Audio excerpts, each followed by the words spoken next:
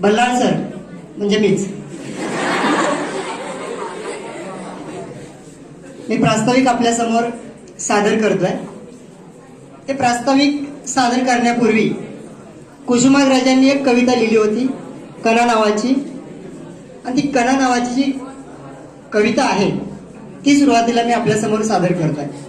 शिक्षक आणि विद्यार्थी जे गुरु असतात त्या गुरूंचं आणि शिष्याचं जे नातं आहे ते किती पवित्र आहे. शिष्यांचा आपल्या गुरुवरती असलेला जो विश्वास आहे तो विश्वास या कवितेतून त्यांनी व्यक्त केलेला आहे. ही कविता मी आपल्यासमोर सादर करतोय.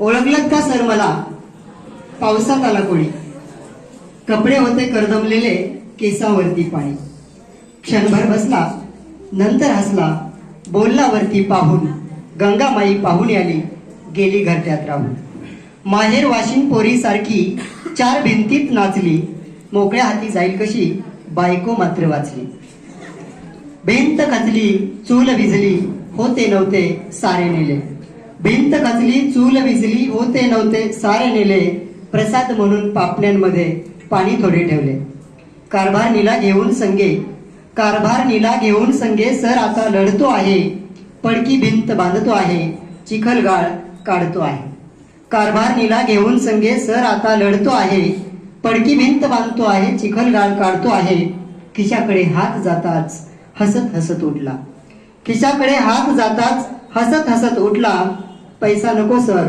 जरा एकटेपणा वाटला, मोडून पडला संसार तरी मोडला नाही कणा, मोडून पडला संसार तरी मोडला नाही कणा, पाठीवरती हात ठेवून नुसतं लढ म्हणा, पाठीवरती हात ठेवून नुसतं लढ म्हणा.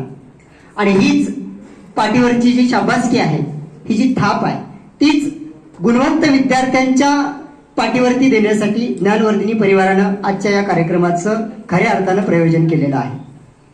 आपण 10वी, जे विद्यार्थी 10वीतून पास होऊन पुढे जाणार आहेत आणि जे विद्यार्थी आता 10वी मध्ये आहेत अशा दोन्ही विद्यार्थ्यांना एकत्र बोलून हा कार्यक्रम आयोजित केला.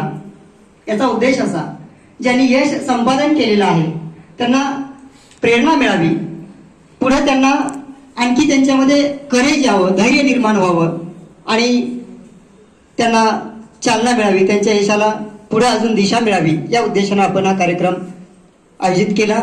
आणि 10वीच्या चालू वर्षीच्या विद्यार्थ्यांना यासाठी आपण या ठिकाणी निमंत्रित केलं की काहीतरी समोर जो काही सत्कार झालेला असतो, जो सन्मान झालेला असतो, जे काही बक्षीस वितरण आपण ट्रॉफी वगैरे दिलेली असते, ते पाहिल्यानंतर त्यांच्यामध्ये सुद्धा एक प्रकारची चेतना जी आहे ती निर्माण होत असते आणि त्यामुळं खऱ्या अर्थानं आपण त्यांना देखील या ठिकाणी बोलवलेलं आहे. 10वी हा प्रत्येकाच्या जीवनामधला एक सगळ्यात महत्त्वाचा टप्पा असतो. तुमच्या करिअरची दिशा ठरवणारा टप्पा असतो.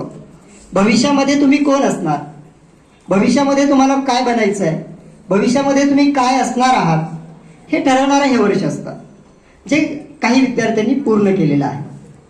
10वी म्हणजे आयुष्यातली शेवटची परीक्षा नाही. अनेक परीक्षा आपल्याला आयुष्यामध्ये द्यायच्या आहेत. अनेक वेळा आपले जे ट्रॅक आहेत ते बदलत जात असतात आणि सिच्युएशननुसार आपण जे डिसिजन्स असतो ते घेत असतो. परंतु सगळ्यात महत्त्वाचा जो टप्पा असतो तो म्हणजे 10वीचा, आणि तो टप्पा तुम्ही पार केलाय. पण जे विद्यार्थी आता इथून पुढं 10वीची परीक्षा देणार आहेत, त्या 10वीच्या परीक्षा देणाऱ्या विद्यार्थ्यांनी थोडंसं लक्ष दिलं पाहिजे की आपण एक लक्षात घेतलं पाहिजे की आपले जे पालक आहेत, बऱ्याच विद्यार्थ्यांचे पालक, सगळ्यांची परिस्थिती सारखी नसते आणि परिस्थिती सारखी तर नसतेच, परंतु त्यांची स्वप्न देखील अर्धवट राहिलेली असतात.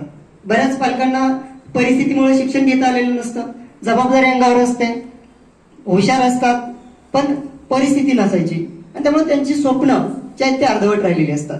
आणि कोणतेही आई वडील आपली अर्धवट राहिलेली स्वप्न ही आपल्या मुलींच्या माध्यमातून पूर्ण करण्यासाठी प्रयत्न करत असतात आणि तशी अपेक्षा ते ठेवत असतात.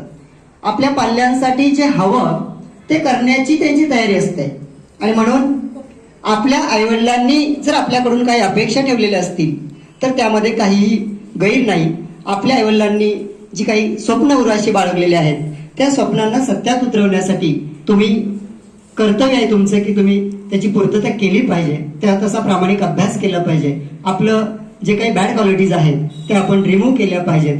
चांगले गुण आपल्यामध्ये कसे येतील, आपण शेजाऱ्यामुळे बिघडायचं नाही तर आपल्यामुळे शेजारी कसा सुधरेल यासाठी आपण प्रयत्न केले पाहिजेत.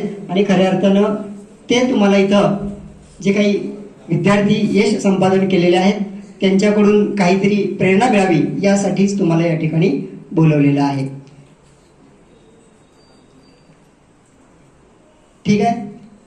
यासाठी हा जो आपण अट्टहास केलेला आहे, हे जे काही कार्यक्रमाचं प्रयोजन केलेलं आहे यामध्ये आता सोनाली खैरे या विद्यार्थिनीनं तिचे विचार व्यक्त करावेत अशी मी तिला विनंती करतो.